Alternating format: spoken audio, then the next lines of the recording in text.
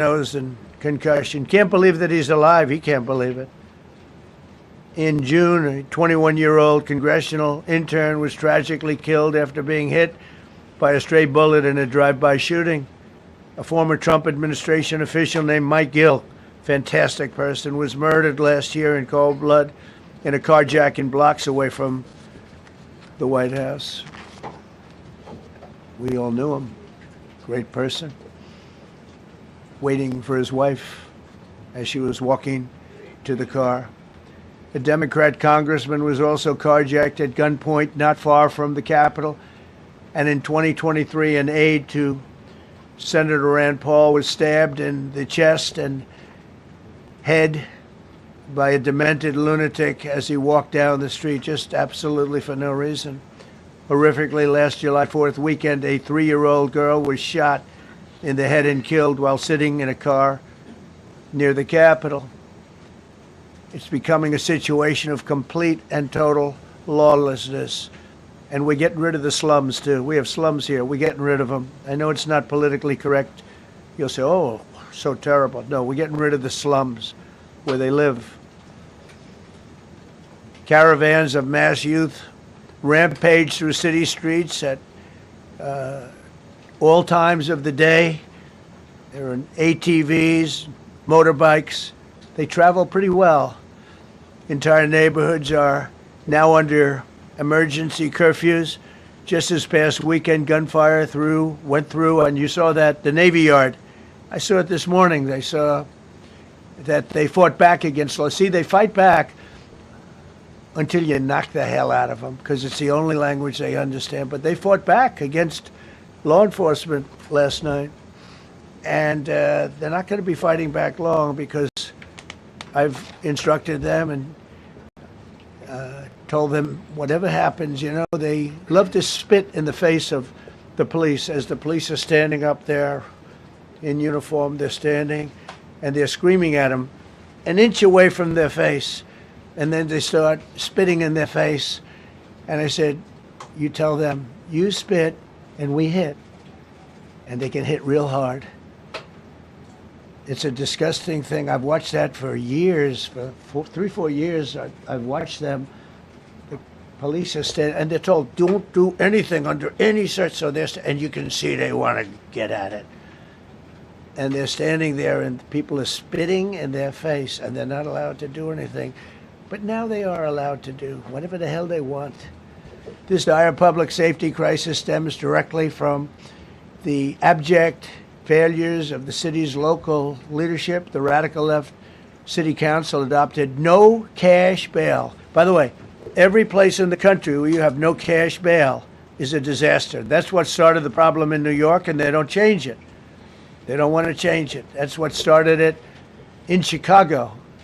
I mean, bad politicians started it, bad leadership started it, but that was the one thing that's central, no cash bail. Somebody murders somebody and they're out on no cash bail before the day is out. We're going to end that in Chicago. We're going to change the statute. I spoke with Pam and Todd and everybody. We're going to change the statute, and I'm going to have to get the Republicans to vote because the Democrats are weak on crime, totally weak on crime. They don't know why. They want to stop because they get mugged too. But we're going to change no cash bail. We're going to change the statute and get rid of some of the other things. And we'll count on the Republicans in Congress and Senate to vote. We have the majority, so we'll vote. We don't have a big majority, but we've gotten everything, including the great, big, beautiful bill. Got that done, and that's one of the greatest things that's ever happened to people in this country. They're starting to figure it out, how good it is. Biggest tax cut in history. So many things.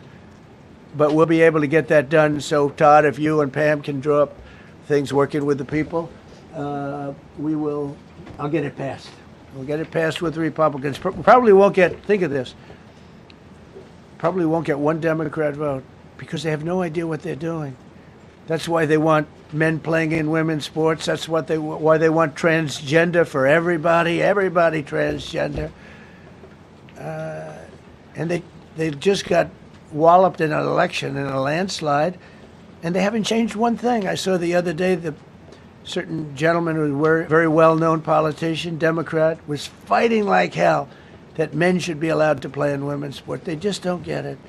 They said it's an 80-20 issue, and I think it's a 97-3 issue. And I don't know who the three are. I've never heard anybody nobody's ever come up to me, sir, you have to let men play in women's sports. You have to do it, sir. Nobody's ever approached me. I don't know where this issue even comes from. Never seen anything like it. But they turned our nation's capital into a sanctuary jurisdiction. That's the other thing. We have to get rid of sanctuary cities as quickly as possible. We're going to do it, too. We have to. Because it's sanctuary for criminals.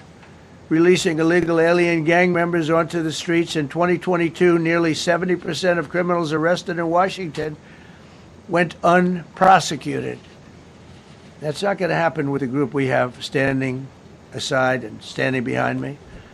And at the Metropolitan Police Department, it's now reached a small number relatively compared to what it was, but it's thousands of people. You know, we have thousands of police.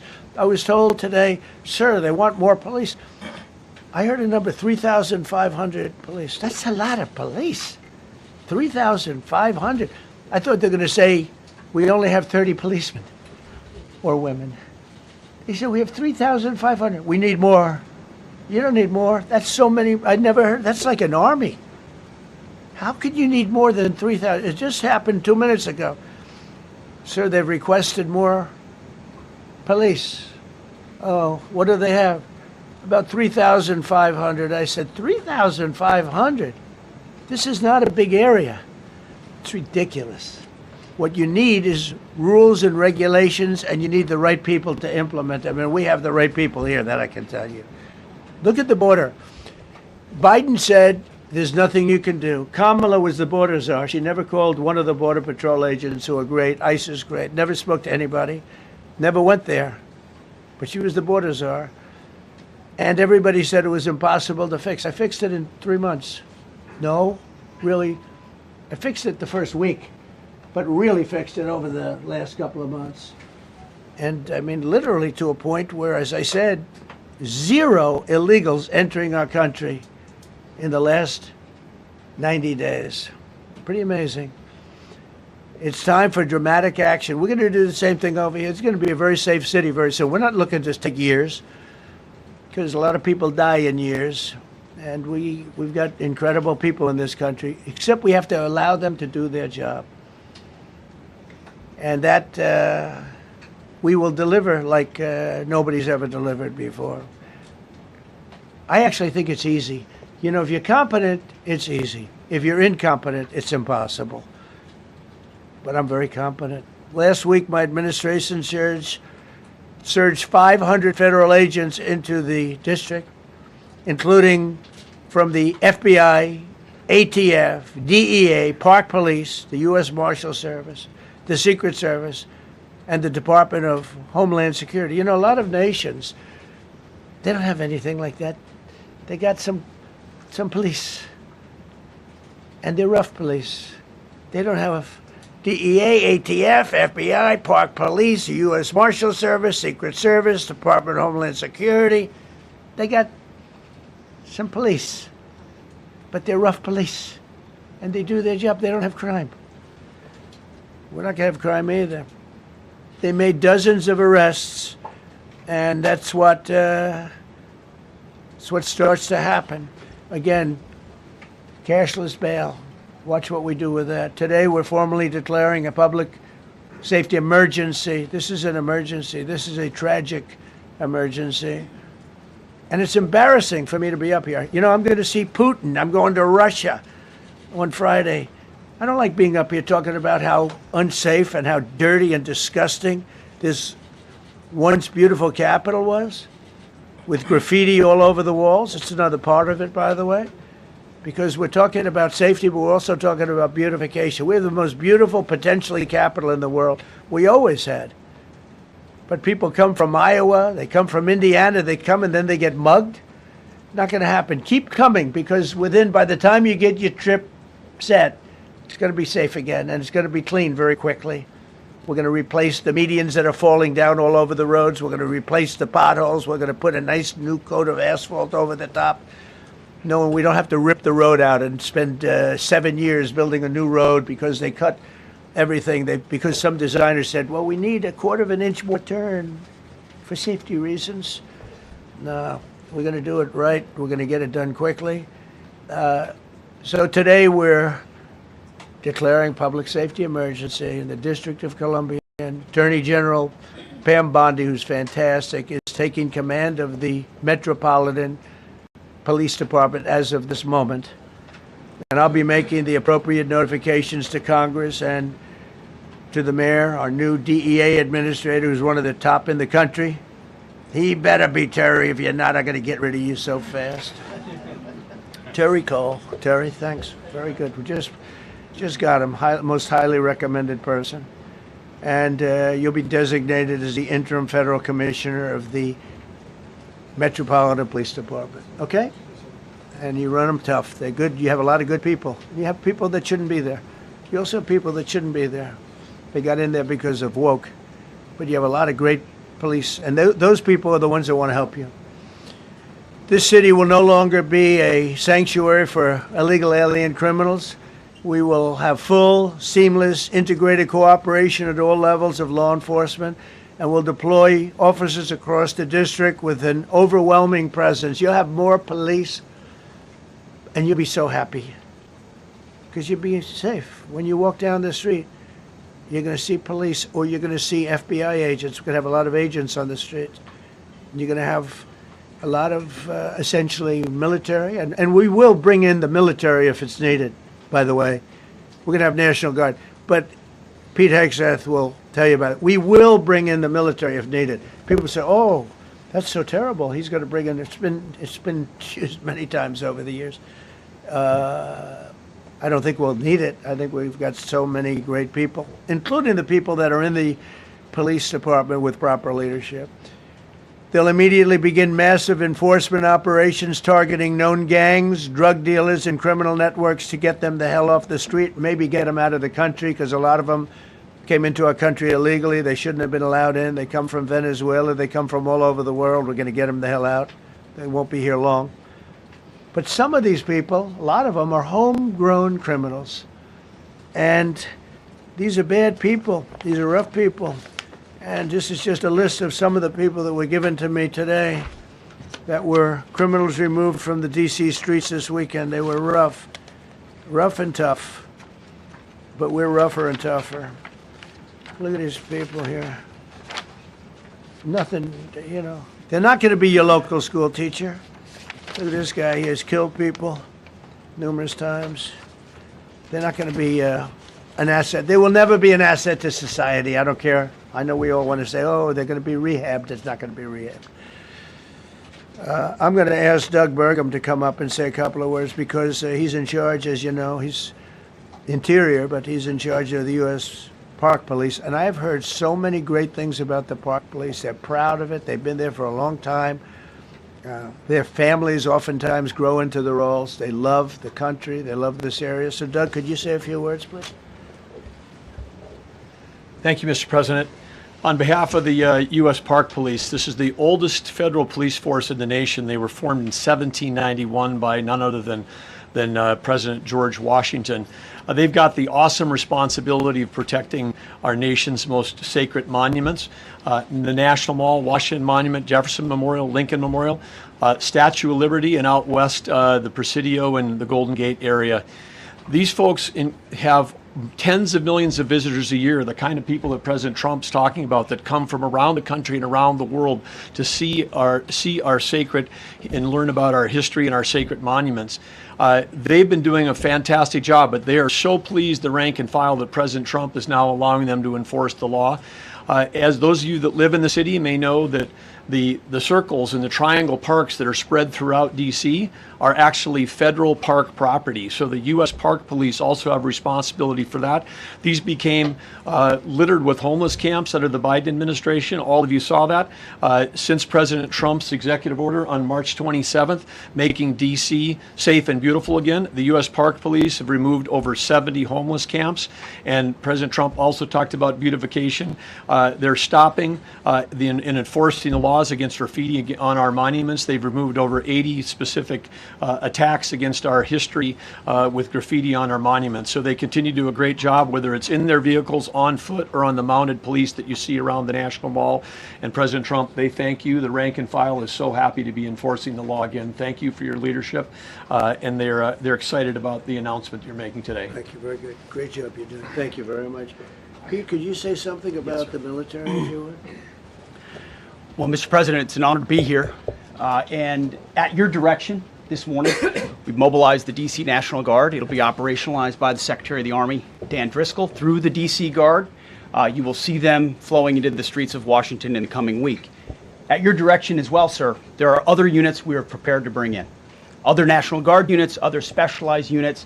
They will be strong, they will be tough, and they will stand with their law enforcement partners. This is nothing new for DOD. As the President noted, at the border, we've got 10,000 troops down there who've been operating in defense cooperation areas, defense zones, where there's zero illegal crossings because of troops on strikers scanning the border. We've been protecting other people's borders for 20 years.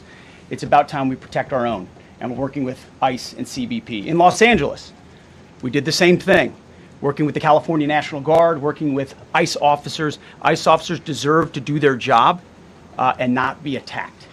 We will work alongside all DC police and federal law enforcement to ensure this city is safe, this city is beautiful. And as I always say about President Trump to the troops, he has their back. And my message to the National Guard and federal law enforcement in Washington is, we have your back as well. Be tough, be strong, we're right behind you. Thank you, Mr. President. I'm going to ask Pam, because she's now, as you heard me say, she's really in charge of a lot of what we're talking about. She's done an incredible job. People are going to start to see the fruits of her labor. And Pam, maybe you could say a few words about what we're talking about here. Sure, President. Let me be crystal clear. Crime in D.C. is ending and ending today. We are going to use every power we have to fight criminals here. President, thank you for caring about our capital. Families come here every summer. Our museums are free. We have the National Zoo. We have the National Gallery. D.C. should be a place where everyone can come and feel safe. Behind me and to my side, we have some of the best career law enforcement and prosecutors in the country who are ready to take this on. As the President said, Terry Cole is going to be supervising the Metro Police Department. Gaddy Serralta, our U.S. Marshal, is going to be supervising command and control, the entire operation. Our Deputy Attorney General, Todd Blanche, and I will be working with them closely, along with our great FBI Director, Kash Patel. Kash is going to talk to you in a minute about what we did in Virginia recently with Governor Youngkin. Many of you covered that, and it was tremendously successful. Not only that, our secret weapon here in D.C. is U.S. Attorney Jeanine Pirro, one of the toughest prosecutors and a former judge. And she is going to be talking about juvenile crime, how it's out of control here, and what she's going to do to fight back. No more crime rampant in our beautiful capital. No more teenage girls beating a disabled man to death. No more of that. No more drive-bys. We're going to do everything we can. And working with the ATF Director Driscoll and Commander of the Army, we're going to all work together. That's what we all do in this room. We work together, we fight. Do not underestimate one person in this room. We're going to make DC beautiful. We're going to make DC safe again. One other thing, just at the wharf a few days ago, the area of the wharf, Terry Cole reached out to me, not even nightfall, on the weekend, where so many families and tourists go. A guy's overdosing from fentanyl on a park bench. In the middle of families around, they administer Narcan and saved his life. No more of that. The President of the United States is going to clean up D.C., and we're going to be there to help him, and we're going to be successful. Thank you. Thank you, Pam. Cash, talk about Northern Virginia. Northern Virginia, we had a big success Thank you, Mr. President. Thank you, Attorney General Bondi, for your leadership, Deputy Attorney General, and the rest of our interagency partners. Mr. President, the following is what happens when you let good cops be cops, and I just want to highlight that before I get into Northern Virginia. This year alone, under President Trump's administration, we've had over 4,000 child victims identified and found. That's a 33% increase from the same time period last year. 33% increase. We've had a seizure of 1,500 kilograms of fentanyl up to this date. That is a 25% increase since the same time period last year. And just to put it in perspective, 1,500 kilograms of fentanyl is enough to kill 115 million Americans. 115 million Americans. Cops are getting after it. The FBI has arrested 19,000 people this year alone. Thanks to President Trump's administrations, that's double than where we were this time last year. And we have also arrested 1,600 people who have committed violent acts against children. 270 of them are human traffickers of children. Mr. President, this is what happens when you have great leadership at the Attorney General with Pam Bondi, your administration's priority of protecting the homeland and protecting American citizens and protecting our children, and the murder rates are plummeting. We are now able to report that the murder rate is on track to be the lowest in U.S. history, in modern recorded U.S. history, thanks to this team behind me and President Trump's priorities. And how do we do it? And what are we going to bring to D.C.? What we did in Northern Virginia, thanks to Terry Cole and Governor Youngkin and the team, we stood up a task force out in my Northern Virginia field office, and we said, let's let good cops be cops, let's get them the intelligence and what they need, and let's get the red tape out of their way, and let's get DOJ partnered up with us to bring great prosecutions, and that's exactly what we did. In 1 month, we arrested 545 violent felons. 545 in the state of Virginia, thanks to Governor Youngkin's partnership. And that simplicity in law enforcement is what's coming to Washington, D.C. When you let good cops be cops, when you give them the intel they need, when you work with our Homeland Security Task Force, when you work with Terry and Gaddy and I go way back to Miami, these guys are great leaders of the respective departments and law enforcement capacities. And when you have the DOJ and President Trump driving behind this mission, we are going to clean up Washington, D.C., and we're going to do it the right way, the lawful way, and we're going to make sure Washington, D.C. is safe again. Thank you, Mr. President. Thank you, Attorney General. Thank you very much. Good job. Thank you, Cash. So the process begins right now. It actually started over the weekend, and we confronted a lot of very bad people. But it's going to be something that will be pretty amazing to you as you watch it. And I think most of you say it's a beautiful thing to do it right. We're going to be removing homeless encampments from all over our parks, our beautiful, beautiful parks, which now a lot of people can't walk on. They're very dirty, we got a lot of problems. But we've already started that. We're moving the encampments away, trying to take care of people. Some of those people, we don't know how they even got there. Some of those people are from different countries, different parts of the world. Nobody knows who they are. They have no idea, but they're there. We're getting rid of the people from underpasses and public spaces from all over the city. There are many places that they can go, and we're going to help them as much as you can help. But they'll not be allowed to turn our capital into a wasteland for the world to see. The Metropolitan Police Department and the federal authorities will be supported in the effort, a really big effort, the 800 D.C. National Guardsmen that we'll put on, and much more if necessary, much more. You remember I said, I offered 10,000 once. Remember I said to a certain person, a person who I thought always was highly overrated, not very competent, but I said, if you need them, we'll give you 10,000 of the military or the National Guard. They turned me down. But if necessary, we're going to move service members directly to joining the Guardsmen, and that'll take place very rapidly, and that'll be done in conjunction with Pam and with Pete and everybody else. Washington, D.C. should be one of the safest, cleanest, and most beautiful cities anywhere in the world, and we're going to make it that. We're going to make it safe. We're going to make it smart. We're going to make it beautiful, so beautiful. Some of the buildings, we're going to add to it. You see what we've done at the White House. White House is a whole different building. I do that in my part-time because it's a natural instinct as a real estate person. I was very good at that, and I was very good at fixing things up. I like fixing things up. You see what's happening. The marble floors are being reinstalled, renovated, fixed. The whole place is becoming very beautiful. We're going to be adding a magnificent ballroom, most beautiful ballroom, I think, anywhere. We need it. I would have certainly loved to have had it today. I think we would have filled it up. A lot of you are standing outside, can't get in this room. I have never seen the room like this, which tells me that you want to talk about, I mean, this was a D.C. news conference. It tells me that you want to talk about crime in D.C.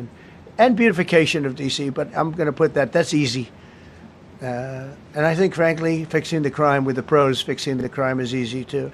A person who I've known for a long time, and she's been incredible. She was a fantastic, one of the best ever district attorneys in New York. She was in Westchester, and she became a judge, very successful judge.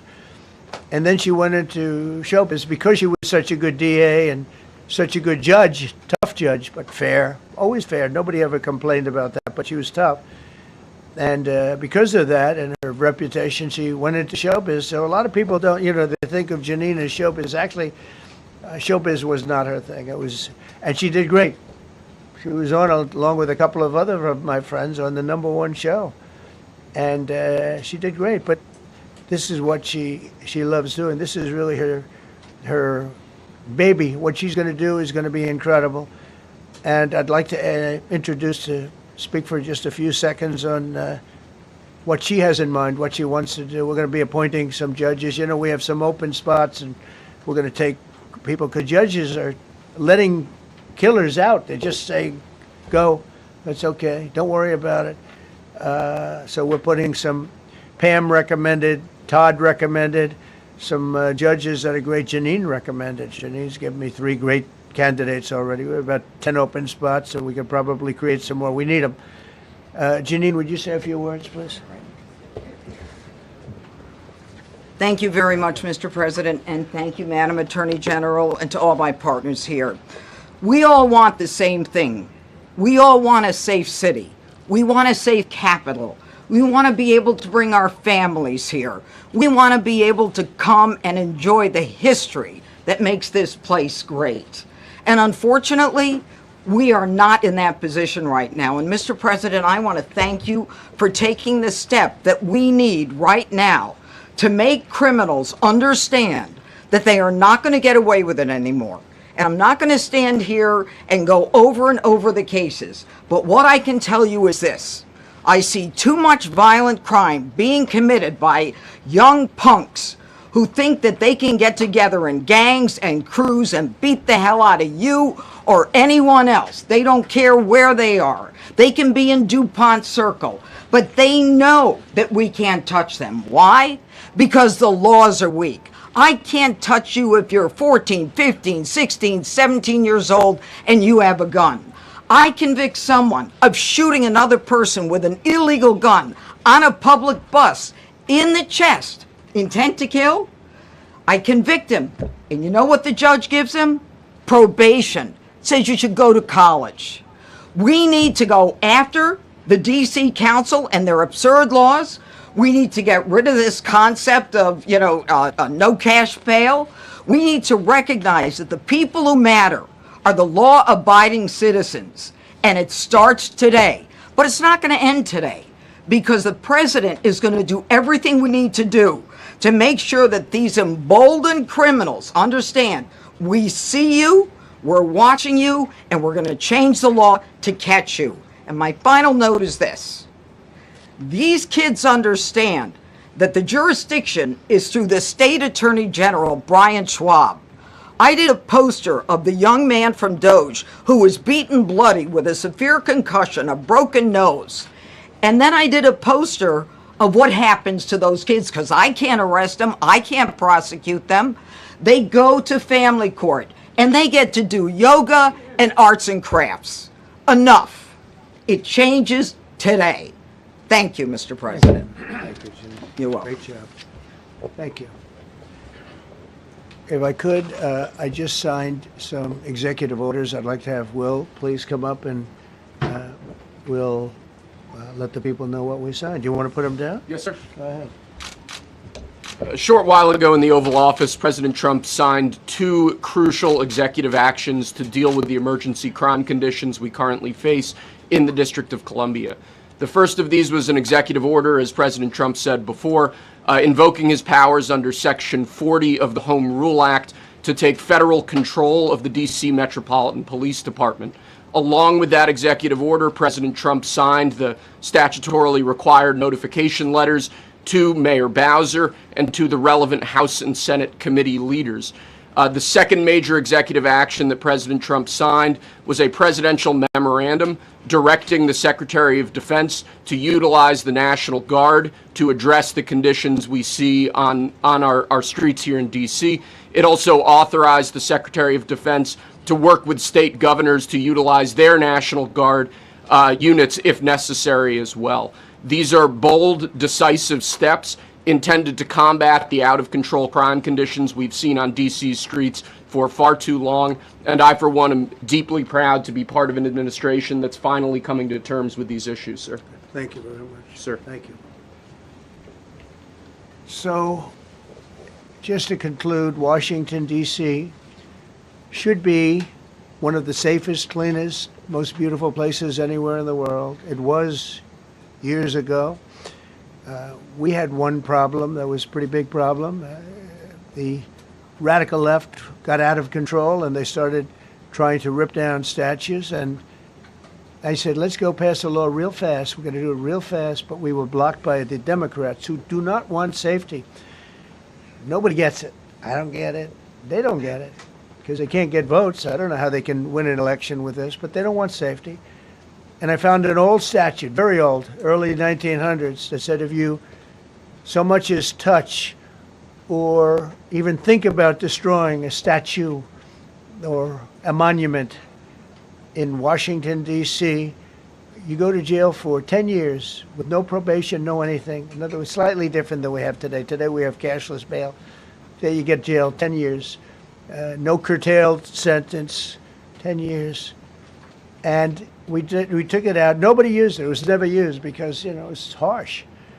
And you remember they started to rip down the statue of Abraham Lincoln. I said, that's a tough one to rip down. He was pretty good, Pam. I think he was pretty good. When the ropes started going around Abraham Lincoln to pull him down, Andrew Jackson, others, and they were heading to the Jefferson Memorial, Thomas Jefferson. They're going to do a big number there. I said, it's time. And I signed that statute immediately. We had it updated. We made it use the same language, all passed by Congress. And I announced it's 10 years in jail, no probation, no anything, 10 years, no curtail sentence if you touch, so much as touch a statue in Washington, D.C. And it was an amazing sight, beautiful sight. Everybody just left.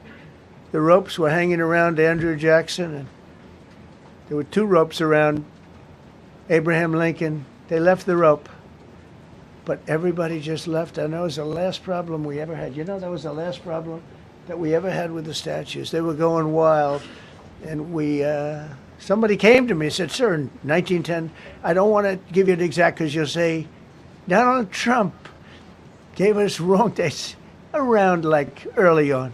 You know, if I'm slightly off, they make you sound a little bad. So I won't put myself in that position. I won't put you in that position because I think everybody agrees with what we're doing today. But when I signed that thing, it was like a miracle. Everybody left. They were gone. They were starting to march down. They started the march toward Thomas Jefferson. And I figured he was always going to be safe. But they found something with him, and they found something with Abraham Lincoln. And even in the name George Washington in California, numerous places changed the name of George Washington High School and various other places. They took George Washington's name. This was a sick, woke culture that I think we've largely ended. And a lot of those people that were woke are now turning out to be the opposite. I won't go so far as to say MAGA. It's a very special category. But they've gotten out of that. But we have people that love this country, and they love this this really beautiful capital. It is. I flew over it the other day and I said, what a beautiful place. But if there's crime all over the streets, when you get there, it doesn't look so beautiful. But we're going to make it beautiful again. We're going to fix it with crime, and we're going to also, as we're doing that, we're going to start doing things that we know how to do, that I know how to do better than anybody, I guess, because of my experience from previous life.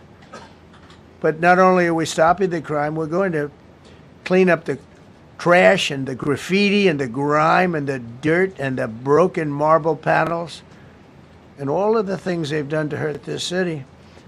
And we're going to restore the city back to the gleaming capital that everybody wants it to be. It's going to be something very special.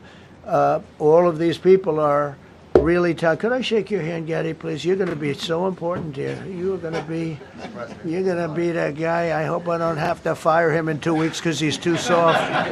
I don't think he's too soft. If I do, I will, though. Is it okay if you're soft, weak, and pathetic like so many people? I will fire you so fast. You're not going to have to worry about that. No, I think you're going to do a fantastic job. And everybody in this room, they may not express it, but they all want that to happen. You know, they want to be safe, and they have families too. So it's an honor to have such a large group. I've done this for years now, hard to believe. I've never seen this room so packed. In fact, I'm sure it's a violation of every fire code. But we'll let you stay anyway. You're taking a chance. And with that, we'll say, maybe if you could, oh, wow. We could be here all day long. If we could keep the first questions, perhaps, to this subject, and then we'll go on to a few others. Please. Mr. President, thank you so much. Can you talk about how personal of an issue this is? We talked about flying over the Washington Monument and seeing the pride of what D.C. is, and do you believe that the status of the city, the cleanliness, the way that crime is low, is a direct reflection on how the country is run? Yeah, I do. I think the Capitol, look, everyone comes here. They're all coming. All the leaders, they're all wanting to come. And I say it, I've said it again, but I'm really just quoting other leaders from NATO, from the Middle East, King of Saudi Arabia, Qatar, UAE. I was over there. We brought back $5.1 trillion of investment into our country. But I was, a month and a half ago, I was at NATO. We had a great thing. They agreed to put up 5% instead of 2%. 2% they didn't pay, 5% is already paid. We had a great meeting, and they all said the same thing. They said our country was dead. They thought our country was gone. 1 year ago, they said your country was dead. And now you have the hottest country anywhere in the world. We do. We have the hottest country in the world right now. The tariffs have helped. It's given us not only the money, it's billions, trillions of dollars of money, but it gives us great power over enemies. We solved 5 wars with Pakistan and India. We just solved one. Azerbaijan and, as you know, and Armenia. War was raging for 37 years. And the 2 leaders got up and they said, we never thought this would be solved. Russia tried to solve it. They all tried to solve it. It was a very tough situation, but we got it done and got it done. And I said to the 2 men, I said, are you guys friends? And they had a hard time. You know, they've been killing each other for 37 years, right? One was there 5 years, one was there for 22 years. He said, my whole life I've been fighting this war, and you got it solved. But we did many of those. We did in the Congo and Rwanda. That's been going on for 30 years. 8 to 9 million people killed that they know of, but it was raging, and we got that solved. We got a lot of them done. It's a great honor. But you want to have, when they come, the leaders come to our country to sign documents that the war is over or whatever, or for other reasons. They come for trade. And you want them to come through so beautifully. You ride down those roads, everything should be perfect.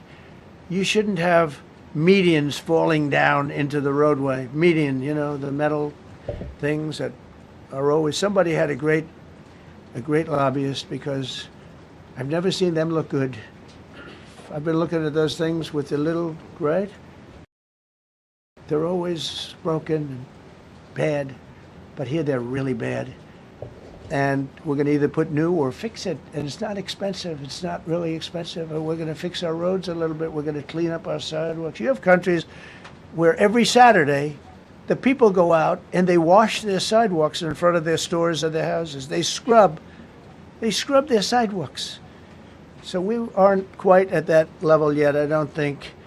Gaddy, we're not quite there yet, but maybe we will. They go out and they scrub. I think it's so beautiful to hear that and to see those stories. But we're going to make it clean. But just to finish with your question, it's a very, very strong reflection of our country. And when they see a bad city, you know, my father always used to tell me, I had a wonderful father, very smart, and he used to say, son, when you walk into a restaurant and you see a dirty front door, don't go in, because if the front door is dirty, the kitchen's dirty also. Same thing with the Capitol. If our Capitol's dirty, our whole country is dirty, and they don't respect us. So it's a very good question, actually. Mr. President, sorry. Question for you on the specific issue. Do you expect more cities to follow DC's path if this goes through? So the idea is that Chicago, LA, San Francisco, would they expect similar action what we've seen in DC? And the other question, sir, there's reporting that the administration is going to reclassify marijuana. Would that send mixed messages that if marijuana is okay, some drugs are okay, but we're trying to clean up crime? How do they go hand in hand? We're only looking at that. That's early, but you know, somebody reported it, which is fine. We're looking at it. Some people like it. Some people hate it. Some people hate the whole concept of marijuana because if it does bad for the children, it does bad for people that are older than children. But we're looking at reclassification, and we'll make a determination over the next few weeks. And that determination hopefully will be the right one. It's a very complicated subject, the subject of marijuana. I've heard great things having to do with medical, and I've had bad things having to do with just about everything else. But medical and, for pain and various things, I've heard some pretty good things. But for other things, I've heard some pretty bad things. The other part of your question, I mean, we're just going to see what happens with it all. We're going to have a tremendous success in what we're doing. Other cities are hopefully watching this. They're all watching, just like everyone's watching here. They're all watching, and maybe they'll clean up, and maybe they'll do this and get rid of the cashless bail thing and all of the things that caused the problem. I mean, if you go back, this whole thing with cashless bail is a disaster.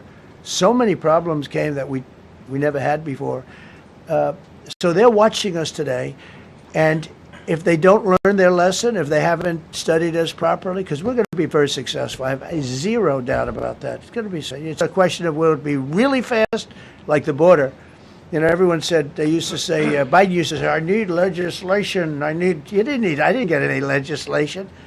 I called up our people, and we did a great job. Tom Homan was great. As you know, our secretary did a great job. They did a great job. There's no games. They didn't play games. And we're going to have the same thing here. But then I'm going to look at New York in a little while. Let's do this. Let's do this together. Let's see. It's going to go pretty quickly. And if we need to, we're going to do the same thing in Chicago, which is a disaster. We have a mayor there who's totally incompetent. He's an incompetent man. And we have an incompetent governor there. Pritzker's an incompetent. His family threw him out of the business, and he ran for governor. And now I understand he wants to be president. But I noticed he lost a little weight, so maybe he has a chance. You know, you never know what happens. But Pritzker's a gross incompetent guy, thrown out of the family business. But when I look at Chicago and I look at L.A., if we didn't go to L.A. 3 months ago, L.A. would be burning like the part that didn't burn. If he would have allowed the water to come down, which I told him about in my first term, I said, you're going to have problems, let it come down. We actually sent in our military to have the water come down into L.A. They still didn't want it to come down after the fires. But that was it. We have it coming down. But hopefully L.A. is watching. That mayor also. The city's burning. They lost like 25,000 homes. I went there the day after the fire. You were there, and I saw people standing in front of a burned down home. It was, their homes were incinerated. They weren't like, even the steel was literally, it was all warped and literally disintegrated because of the winds and the flame and the whole thing. It was like a blowtorch. They were standing on this beautiful day, maybe a couple of days after. We gave it a little time because what they had suffered. almost 25,000 homes. And you see what's happening now. They didn't give their permits. I went to a town hall meeting. I said, we're going to get you the federal permits, which are much harder. Almost immediately, Lee Zeldin is a star. He did an incredible job. They have all their federal permits. They don't have their city permits. And the mayor said to me, we think we could have them in 2 years. I was walking down the street, and I met with firemen and police. And I was saying hello to many people that were standing in front of their homes with yellow tape. You can't go in. You can't go onto the lot. And those people wanted to start rebuilding their homes then and there. And the mayor said, we should be able to get them the permits within 2 years. I said, that's a shame. 2 years? Are you kidding? I'm going to get them the federal permit like almost immediately. 2 years. And she roared back, well, maybe 1 year. The place was booing her out of the place. They don't have their permits to build their homes. And now they're talking about putting, this is among the most beautiful areas was in the country. Now they're talking about putting low-income housing there. Can you believe this? I love low-income housing. I made money with low-income housing. I built low-income housing. I know more about low-income housing and luxury housing. I know about everything real estate. They want to replace some of those homes with low-income housing. They haven't gotten their permits yet. We've gotten all the federal permits, which are much tougher to get, and it was done almost immediately through Lee Zeldin and Federal Environmental. And I watched the other day, those people are angry. And now, you know, they had they loved that area. They loved the whole big area, different places, but they loved it. It was all luxury stuff and beautiful stuff, and some wasn't that luxury, but the level of love for that neighborhood, their neighborhoods, was incredible. And you know what? I watched people on television, they want to go, they want to leave. They've lost their spirit, they've lost their heart, because the mayor's incompetent, and Gavin Newsom is incompetent. He's got a good line of bullshit, but that's about it. He's incompetent. And you have Los Angeles is, you know, it's amazing. You know, I called, the first thing I did, I got the Olympics to go there. I was the one that got it. And by a rare thing that happened, I'll be the president. I was very upset because I got the Olympics there, and I said, I won't be president when it comes. But bad things happened, and illegal things happened, really illegal things happened. Now it turns out one good thing was I'm going to be the president for the Olympics for 2050, for 250, which is going to be fantastic, and also for the World Cup. So we have a lot of good things, and I hope 250 is going to be, the 250th anniversary is going to be the best. But when I looked at those people, and I saw last night on television that they still don't have their permits, it's a disgrace what's happened in Los Angeles. Yeah, thank you. The China tariff deadline is tonight. Do you plan to extend that? We'll see what happens. China's been, we've been dealing very nicely with China, as you probably have heard. They have tremendous tariffs that they're paying to the United States of America. And we'll see what happens. They've been dealing quite nicely. The relationship is very good with President Xi and myself. President, you mentioned your upcoming meeting with President Putin. Can you tell us what you hope to get out of that and whether you'll consider inviting President Zelensky to join? So you have to understand, this is a war that should have never happened.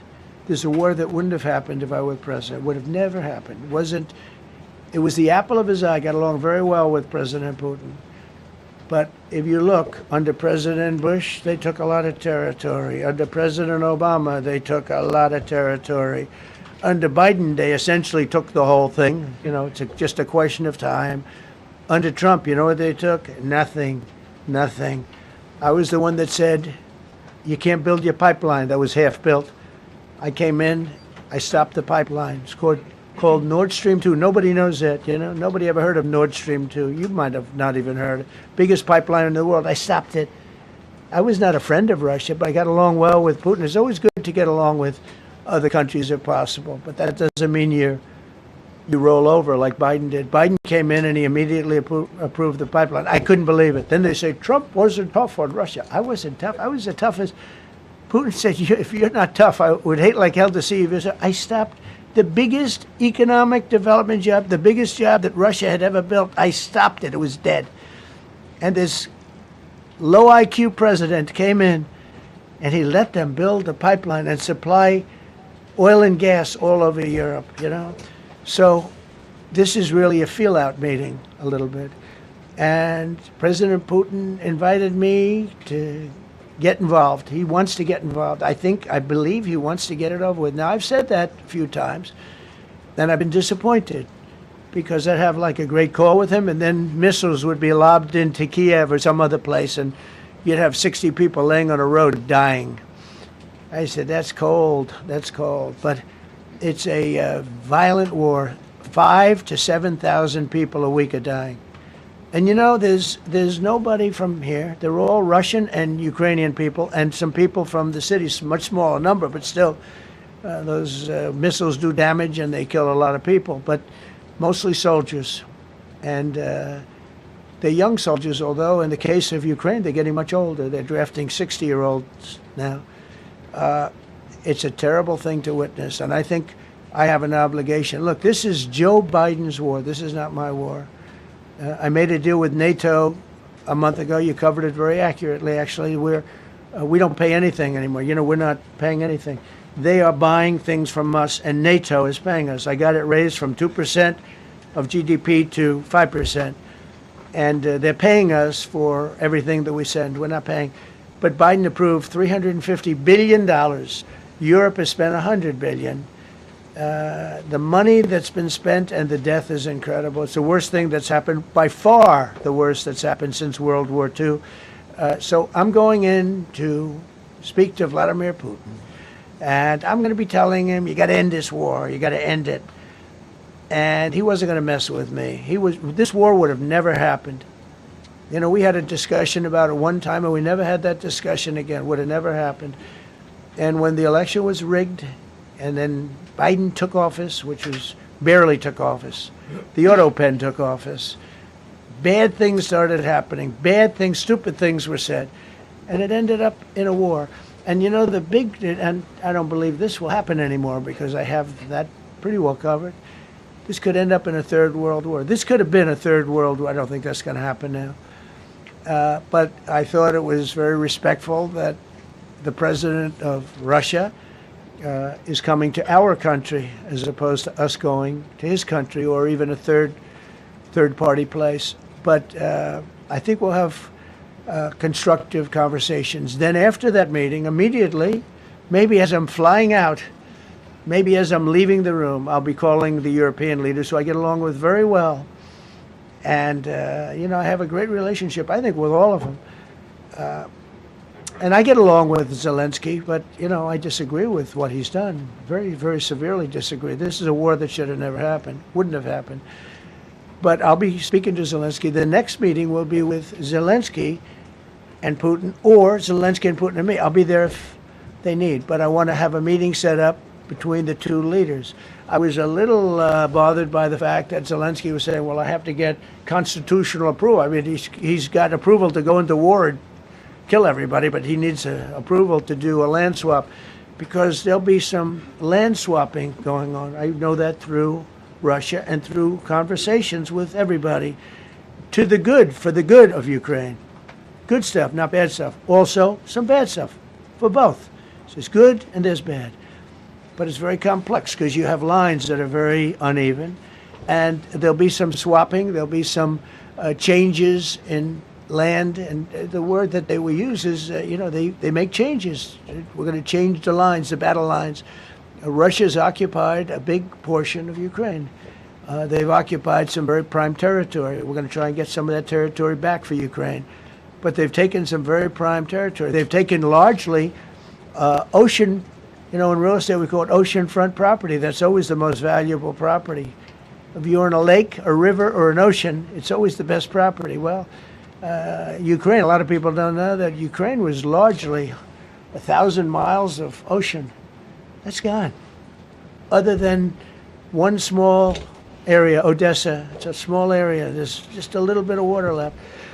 So I'm going to go and see the parameters. Now, I may leave and say, good luck, and that'll be the end. I may say this is not going to be settled. I mean, there are those that believe that Putin wanted all of Ukraine. I happen to be one of them, by the way. I think if it weren't for me, he would not be even talking to anybody else right now. But I'm going to meet with him. We're going to see what the parameters are. I'm then going to call up President Zelensky and the European leaders. Right after the meeting, yeah. And I'm going to tell them what kind of a deal. I'm not going to make a deal. It's not up to me to make a deal. I think a deal should be made for both. I think Russia has to get back into building their country. It's a massive country. I think they have 11 time zones, if you can believe it. It's a massive, it's by far, from the standpoint of land, it's by far the largest. They have tremendous potential in Russia to do well. They're not doing well. Their economy is not doing well right now because it's been very well disturbed by this. It doesn't help when the President of the United States tells their largest or second largest oil buyer that we're putting a 50% tariff on you if you buy oil from Russia. That was a big blow. And then they say, gee, he wasn't so tough. Nobody else would have done that. And I haven't stopped there. I mean, look, I was all set to do things far bigger than that, but I got a call that they'd like to meet, and I'm going to see what they want to meet about. I'd like to see a ceasefire. I'd like to see the best deal that could be made for both parties. You know, it takes two to tango, right? So ultimately, I'll have a meeting next week. I had a great relationship with him, considering the fact that, I was not nice to him because of the pipeline. I ended the pipeline. I also gave the javelins. Do you ever hear of a javelin? Javelin is called a tank buster. They say that Obama gave them sheets and I gave them javelins.